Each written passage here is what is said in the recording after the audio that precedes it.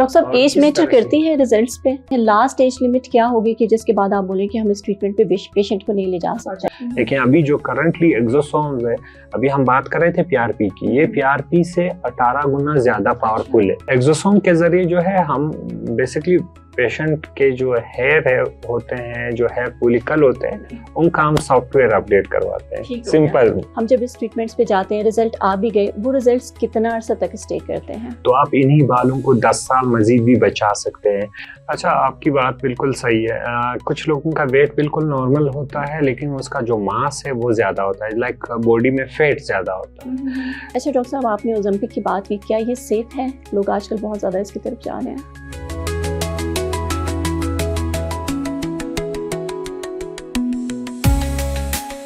अच्छा डॉक्टर साहब, ये तो आपने पीआरपी के फवायद बताएं, इसके नुकसानात बताएं, इसके साइड इफेक्ट्स क्या क्या हो सकते हैं?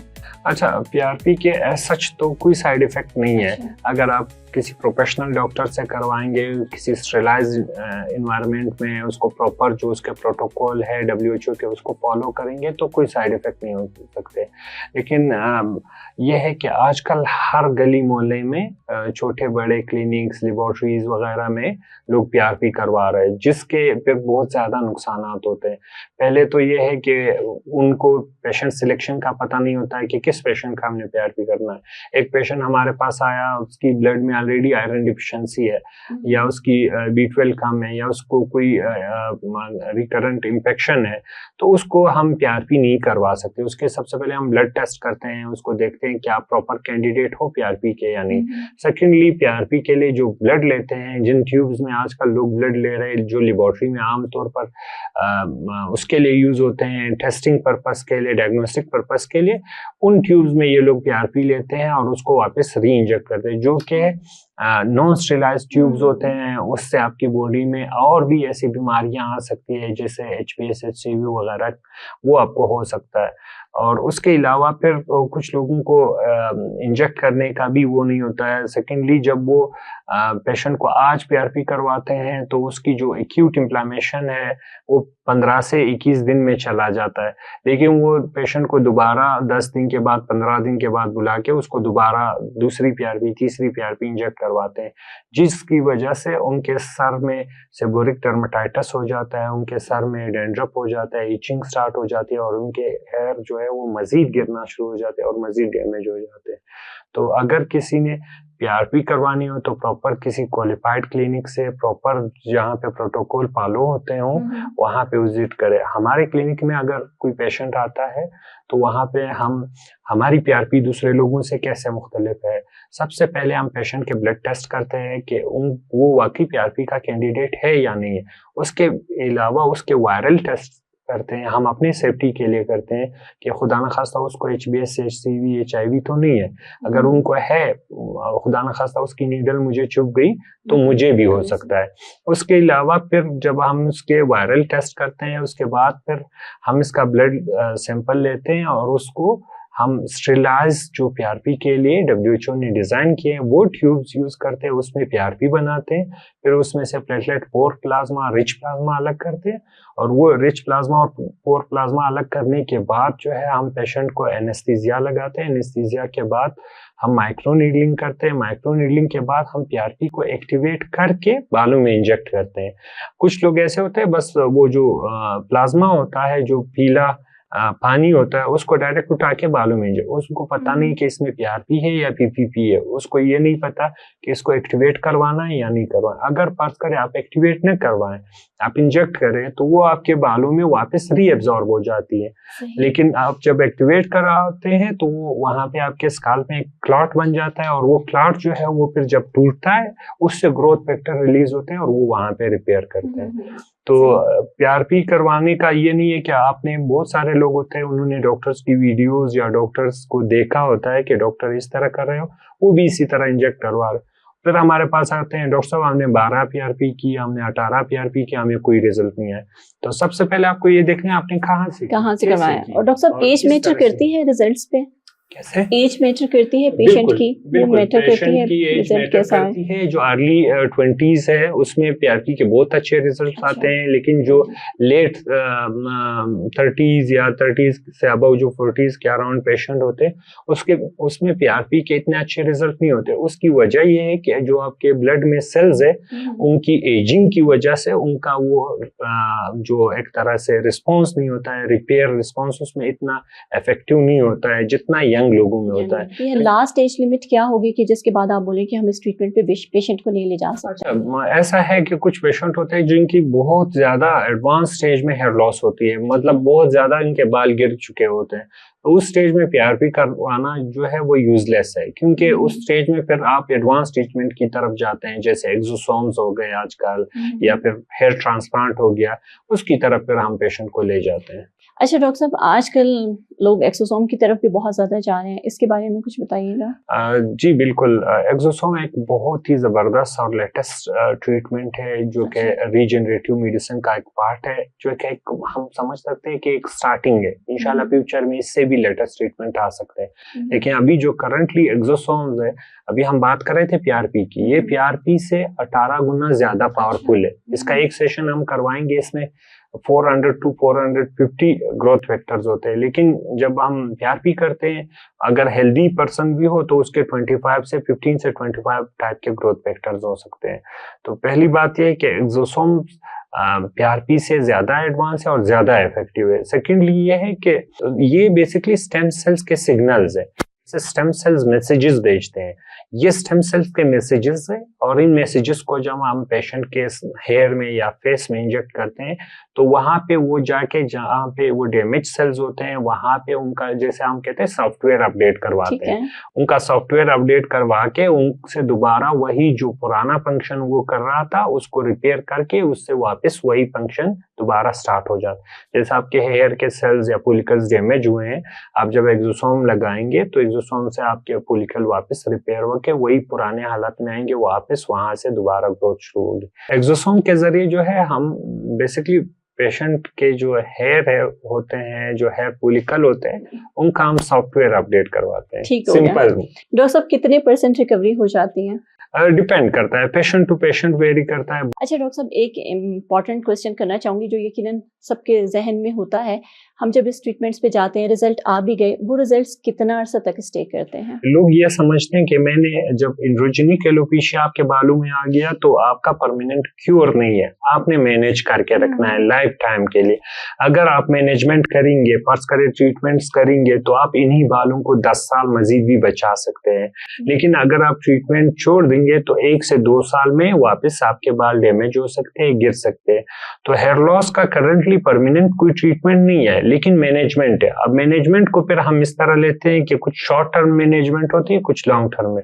एक्सोसोम जो है वो करंटली एक लॉन्ग टर्म मैनेजमेंट ट्रीटमेंट है, जिसको आप पहले 3 कोर्सेज करते हैं 3-3 महीने के गैप से, उसके बाद फिर साल में आपको एक ट्रीटमेंट करवाना होता है मेंटेन रखने के लिए। अगर ये मेंटेन रखेंगे तो आपके बाल आप 10 से 12 साल मजीद बचा सकते हैं। लेकिन अगर आप मैनेज करके नहीं रखेंगे तो मे भी 1-2 साल के बाद दोबारा से यकीनन करनी पड़ेगी। अच्छा डॉक्टर साहब, आजकल लोग फिटनेस कॉन्शियस भी बहुत ज्यादा हो रहे हैं, वेट लॉस के मुतालिक बताइएगा, उसके लिए कौन से ट्रीटमेंट्स बेस्ट हैं? अच्छा, आपकी बात बिल्कुल सही है।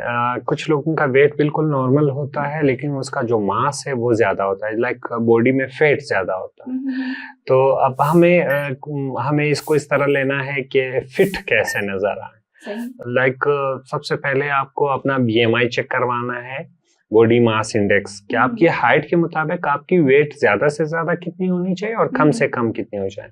और आपकी BMI जो है नॉर्मली फीमेल का जो है वो 19 से 24 तक हो सकता है और मेल का जो है वो 20 से 25 तक हो सकता है। तो आपके BMI के मुताबिक अगर आपका जो वेट है वो नहीं है, उसमें फिर हमारे क्लिनिक में हम मुख्तलिफ इस तरह के बॉडी कंपोजिशन एनालाइजर्स है, जिसके जरिए हम आपका सबसे पहले एक टेस्ट लेते हैं। उसमें देखते हैं कि आपकी बॉडी में लाइक फैट कितना है, विसरल फैट कितना है, ग्रॉस फैट कितना है और ओवरऑल आपकी बॉडी में जो है हाइड्रेशन कितनी है, आपके मसल मास कितने हैं, वो सबसे पहले हम आपको चेक करवाते हैं।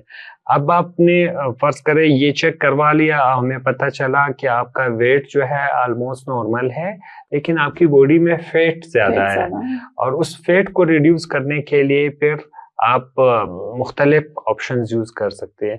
पहला ऑप्शन हमेशा ये होता है नेचुरल में ये है कि एक्सरसाइज प्लस डाइट और स्लीप साइकिल बेहतर बनाएं और स्ट्रेस को कंट्रोल करें। अगर आप ये चीज़ें कर लेते हैं तो आपको हमारे पास शायद आने की ज़रूरत ना पड़े, अगर प्रॉपर तरीके से करेंगे। लेकिन अगर आप सिर्फ इन दोनों में से एक कर रहे हैं, एक डाइट कर रहे हैं, एक्सरसाइज नहीं कर रहे हैं, तो आपको बहुत ज़्यादा नुकसान हो सकता है। वो नुकसान ये होगा कि जो आपका फेशियल फैट है वो मेल्ट होगा, क्योंकि आप कोई फिजिकल एक्टिविटी नहीं कर रहे हैं, लेकिन आप बॉडी को एनर्जी भी नहीं दे रहे हैं। तो बॉडी से आप काम ले रहे हैं, रोजमर्रा के रूटीन के काम कर रहे हैं। अब जब आप बॉडी को एनर्जी नहीं दे रहे और उससे काम ले रहे, तो बॉडी ने क्या करना है, सबसे जो सॉफ्ट फैट है हमारा फेशियल फैट, उसको मेल्ट करके उससे आपको एनर्जी देनी है। अब उसने आपका काम तो चला लिया, लेकिन आपका फेस हमेशा के लिए खाली हो गया और लटक गया और उसमें खड्डे या गड़े बन गए। तो करना क्या है, आपने अगर वेट लॉस करवाना है तो आपने अपने जो डाइट है उसमें कुछ चीजें जो है जैसे कार्बोहाइड्रेट्स और फैट्स उसको रिड्यूस करवाना है, प्रोटीन्स और फाइबर्स को ज्यादा करवाना है। जब आप उसको रिड्यूस करेंगे और उसको ज्यादा करेंगे, आपने बिल्कुल स्टार्वेशन पे नहीं जाना कि आप बिल्कुल कुछ नहीं खाएंगे सुबह से शाम तक। आपने खाना है लेकिन कम कम खाना है और हर घंटे या 2 घंटे के बाद खाना है, एक साथ बहुत ज्यादा नहीं खाना है। और उसके अलावा जब आप उसके साथ एक्सरसाइज करेंगे, एक्सरसाइज से जो है वो आपकी जो डीप पेट पॉकेट है वो मेल्ट होंगे और उससे जो मेल्ट होके फिर उससे आपकी बॉडी एनर्जी बनाएंगे। लेकिन अगर आप एक्सरसाइज के बगैर सिर्फ डाइट से वेट लॉस करना चाहते हैं तो उसकी वजह से आपका जो फेशियल फैट है वो जो है वक्त के साथ पिघलता जाएगा और आपकी जो स्किन है वो एजिंग की तरफ जाएगी, लटक जाएगी। डॉक्टर साहब, बहुत से हमने पेशेंट्स देखे हैं ऐसे कि ओलंपिक फेस जिसको एक नेचुरल उसमें कहते हैं। अब एक्सरसाइज को भी आप इस तरह ना लेके मैं रोजाना घर के काम करती हूँ जैसे औरतें कहती हैं या मर्द हजरात कहते हैं मेरी जॉब ऐसी है वैसी है। नहीं, एक्सरसाइज एक प्री प्लान एक्टिविटी होती है, वो कम से कम 1 घंटे या 45 मिनट की होनी चाहिए। जो स्टार्टिंग के 20 मिनट्स होते हैं वो उसमें जो आपकी नॉर्मल रूटीन एनर्जी है वो इस्तेमाल होती है। जब आप 20 मिनट से आगे बढ़ते हैं तब जाके आपके डीप पॉकेट जो फैट पॉकेट्स है वो मेल्ट होना शुरू हो जाते हैं और उसकी वजह से फिर आपका वेट भी रिड्यूस होता है और आपको नुकसान भी नहीं होता। अच्छा डॉक्टर साहब, आपने ओलंपिक की बात की, क्या ये सेफ है? लोग आजकल बहुत ज्यादा इसकी तरफ जा रहे हैं। अच्छा, बिल्कुल। ओलंपिक एक ब्रांड है, उसमें उसका जो फॉर्मुलेशन है सेमाग्लूटाइड है, उसमें मुख्तलिफ फर्दर और भी ब्रांड या वो है फॉर्मुलेशंस है जो ओलंपिक से भी एडवांस।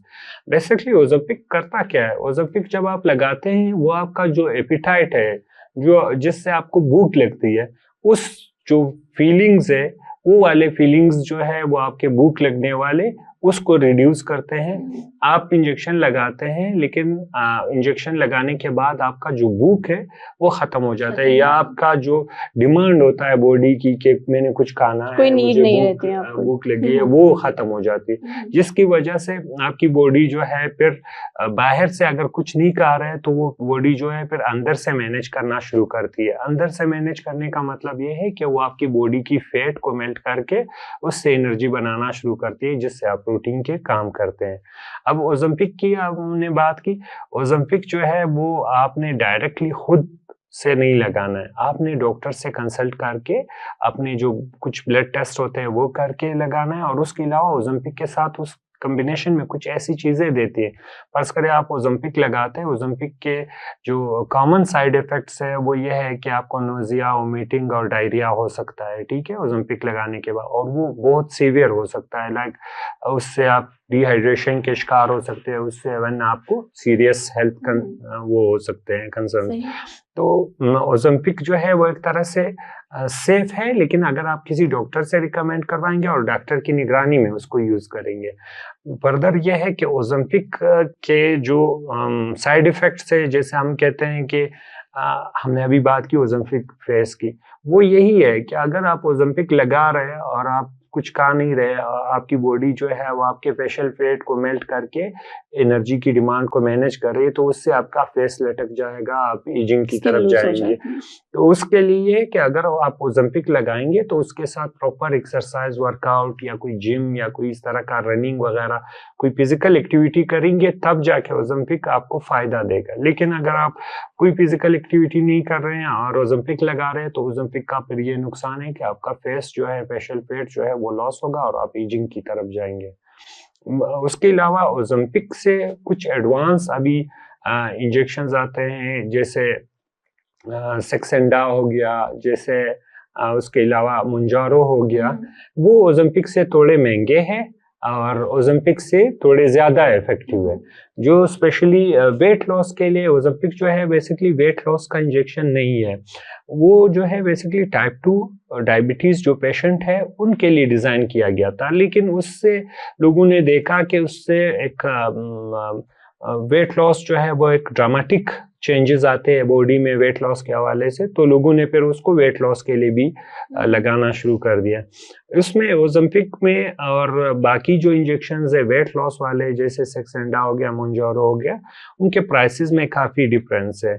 जैसे आप ओलंपिक लगाते हैं, ओलंपिक जो है वो आपको 27 से 28 हज़ार का स्टार्टिंग डोज, जो जिसमें 6 डोज होते हैं, वो मिल जाता है। लेकिन अगर आप उसी रेंज में फिर मोंजारो या सेक्सेंडा लगाना चाहेंगे तो वो आपको तकरीबन 1 लाख से 1.5 लाख तक एक जो इंजेक्शन है, आपको रिजल्ट में भी डिफरेंस है। और जो एडवांस आप इंजेक्शन लगाएंगे तो उसके फिर जाहिर है कि साइड इफेक्ट्स भी न होने के बराबर होते हैं।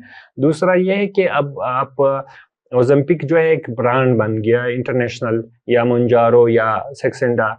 लेकिन पाकिस्तान में अभी पाकिस्तानी जो अच्छी कंपनियां हैं, जैसे गेट्स फार्मा है, जैसे उसके अलावा फेरोसन्स है, इस तरह के और बहुत सारी कंपनियां, उन्होंने इसके अल्टरनेटिव में कम प्राइस में इसी तरह से इफेक्टिव इंजेक्शंस डिजाइन किए हैं, जो कि उसके कंपटीशन में भी आते हैं, आपके बजट में भी आते हैं और उसके रिजल्ट्स भी बहुत अच्छे होते हैं। सही। अच्छा डॉक्टर साहब, यहाँ पे हम ट्रीटमेंट्स की बात करें, ऑब्वियसली एस्थेटिक ट्रीटमेंट्स ऐसे हैं कि हर बंदा ख्वाहिश करता है कि इनकी तरफ जाए, लेकिन ये एक्सपेंसिव बहुत ज़्यादा है और हर बंदा इसको अफोर्ड नहीं कर सकता। तो इस बारे में आप क्या कहना चाहेंगे? बिल्कुल, आपकी बात बिल्कुल सही है। एस्थेटिक ट्रीटमेंट जो होते हैं वो बेसिकली विश के ट्रीटमेंट्स होते हैं, ख्वाहिश के ट्रीटमेंट्स होते हैं, ठीक है। आप क्या ख्वाहिश जो है वो, फर्ज करें, मैं एक सिंपल एग्जांपल देता हूँ।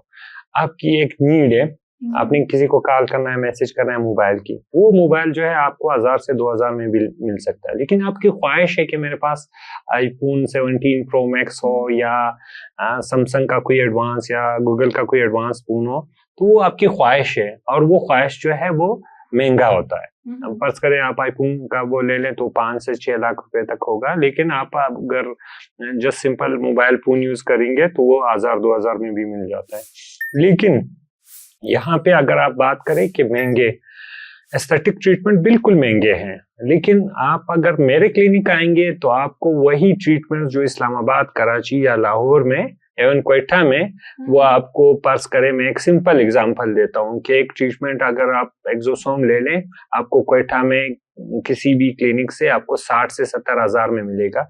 वही सेम ट्रीटमेंट मेरे क्लिनिक से आपको 40 से 30 हज़ार में मिल जाएगा। सेम क्वालिटी होगी, सेम ट्रीटमेंट होगा, सेम आपको रिजल्ट्स आएंगे, लेकिन उसकी प्राइस में इतनी डिफरेंस होगी। लेकिन आप देखें कि अगर मैं कह रहा हूँ कि 60 हज़ार से 30 हज़ार या 60 हज़ार से 40 हज़ार, लेकिन 40 हज़ार भी तो कम पैसे नहीं है, ठीक है, वो भी ज्यादा है। लेकिन ये है कि एस्थेटिक ट्रीटमेंट्स जो होते हैं उसका रिजल्ट जो है वो मेडिसिन के मुकाबले में, वो कोई क्रीम वगैरह यूज करने के मुकाबले में, उनके रिजल्ट बहुत अच्छे होते हैं, इफेक्टिव होते हैं, जल्दी आते हैं। पुराने जमाने में आप डॉक्टर्स के पास जाती थी तो वो 4 महीने तक एक क्रीम लिखवा देते थे, जब आप दोबारा जाती थी तो वो 4 महीने दूसरा क्रीम लिखवा देते थे और आपका मसला वही के वही रहता था। लेकिन जब आप एस्थेटिक ट्रीटमेंट्स के ऊपर आ गए तो एस्थेटिक ट्रीटमेंट के अंदर आपको 1 मंथ के अंदर यानी 15 दिन के अंदर भी आपको विजिबल रिजल्ट्स मिल जाते हैं। जैसे आप फेशियल रिंकल्स ले लें, बोटॉक्स इंजेक्शन है, हम पेशेंट को लगाते हैं, अब उसका कोई अल्टरनेटिव है ही नहीं। आप जितनी मर्जी सीरम्स और क्रीम लगाएं, आपके रिंकल्स नहीं जाएंगे। लेकिन जब आप बोटॉक्स इंजेक्शन आज लगाएंगे, 14 दिन के बाद आप मेरे पास आएंगे, मैं आपको अपने बिफोर और आफ्टर के पिक्चर कंपेयर करवाऊंगा। आप खुद विजिबल डिफरेंस देखेंगे कि मुझे एस्थेटिक ट्रीटमेंट से एकदम से चेंज आ गया, एकदम से मैं चेंज हो गई हूँ। लोग भी मुझसे पूछ रहे हैं आपने क्या किया है, आपने क्या किया, आपको चेंज नजर आ रही। तो एस्थेटिक ट्रीटमेंट्स वाकई में महंगे होते हैं, लेकिन वो इतने इफेक्टिव भी होते हैं। जितने महंगे होते हैं उतने इफेक्टिव भी होते हैं। ये नहीं है कि जस्ट महंगे। अच्छा डॉक्टर साहब, एक इशू जो लोगों को बहुत ज़्यादा होता है कि आपके प्रोडक्ट्स एक तो एक्सपेंसिव बहुत ज़्यादा होते हैं और दूसरा आप ही के मेडिकल स्टोर से मिलते हैं, ये आप कोई कमीशन लेते हैं?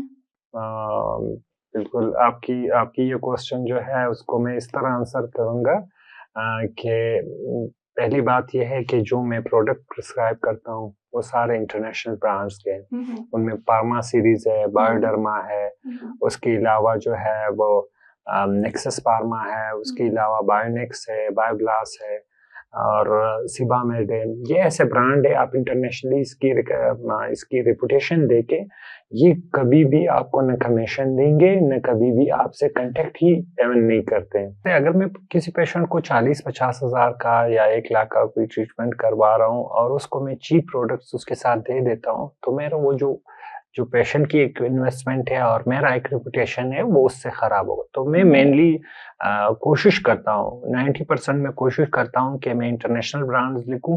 वो ब्रांड्स जिसके ऊपर जो लिखा होगा उसके अंदर वही मौजूद होगा। ऐसे ब्रांड्स मैं नहीं लिखूं जिसके ऊपर लिखा कुछ होगा और अंदर उसके अंदर स्टेरॉइड्स और मरकरी वगैरह ये चीजें होंगी। तो आपकी बात बिल्कुल ठीक है। हमारे कुछ ऐसे प्रोडक्ट्स होते हैं जो कि हर फार्मेसी वाला अफोर्ड ही नहीं कर सकता है कि वो रखे। जहाँ पे मैं बैठता हूँ मैं वही प्रोडक्ट अपने फार्मेसी पे रखवाता हूँ जो मैं एक स्टैंडर्ड के प्रोडक्ट समझता हूँ कि उनके रिजल्ट्स अच्छे हैं और वो अगर मैं पेशेंट को रिकमेंड करूँगा अपने ट्रीटमेंट्स के साथ तो उनको बेस्ट आउटकम आएगा। अगर किसी पेशेंट को हमारे फार्मेसी आने में डिफिकल्टी होती है तो उन पेशेंट्स के लिए हमने एक होम डिलीवरी सर्विस भी मुतारिफ करवाई है। वो हमारे जो क्लिनिक के नंबर्स है उसके ऊपर जस्ट एक मैसेज करें, अपनी प्रिस्क्रिप्शन भेजें, उसके घर के दरवाजे के ऊपर उसको अपनी मेडिसिन उसको मिल जाएंगे। ऐसा कोई वो है नहीं। दूसरा आपने बात की हम कमीशन लेते हैं। क्या वजह है कि यहाँ पे डॉक्टर पे इतना ट्रस्ट नहीं है या वो ट्रीटमेंट्स यहाँ अवेलेबल नहीं है जिसकी वजह से लोगों को वहाँ जाना पड़ता है? करंटली 20+ टाइप का एक्सोसोम हमारे पास अवेलेबल, जिसमें अमेरिकन, स्पेनिश, कोरियन, इटालियन ये सब अवेलेबल है। स्पेशली जो हमारे व्यूवर्स हैं जो हमारा पॉडकास्ट कंप्लीट देख रहे हैं और जो इंटरेस्टेड भी हैं इसमें, तो आप हमें ये बताइए कि जो हमारे रेफरेंस आएंगे उन्हें आप क्या स्पेशल ऑफर देंगे, कितना डिस्काउंट करेंगे, क्या फेवर करेंगे आपने? बात करें प्राइसेस जो है वो अगर आप एक्सोसोम्स की ले लें तो मिनिमम जो कम से कम प्राइस है वो लास्ट में जो हमारे जो प्रीमियम एक तरह से एक्सोसोम्स है उसमें अमेरिकन एक्सोसोम्स आ जाते हैं। उसका जो मिनिमम प्राइस होता है एक्सोसोम से अगर आपके साथ पे 20 से 40 हज़ार बाल है वो तमाम के तमाम आप वापस बचा सकते हैं। सोशल मीडिया पे बहुत सी प्रोडक्ट्स हैं, लाइक वाइटनिंग क्रीम्स आ रही हैं, इंजेक्शंस आ रहे हैं, डिफरेंट ट्रीटमेंट्स हैं और बहुत ज़्यादा वायरल भी हैं। लोग बगैर डॉक्टर के चाहे स्किन टाइप सजेस्ट किए बगैर ही उन ट्रीटमेंट्स को यूज़ करना शुरू कर देते हैं। डेली स्किन केयर रूटीन हमारी क्या होनी चाहिए है?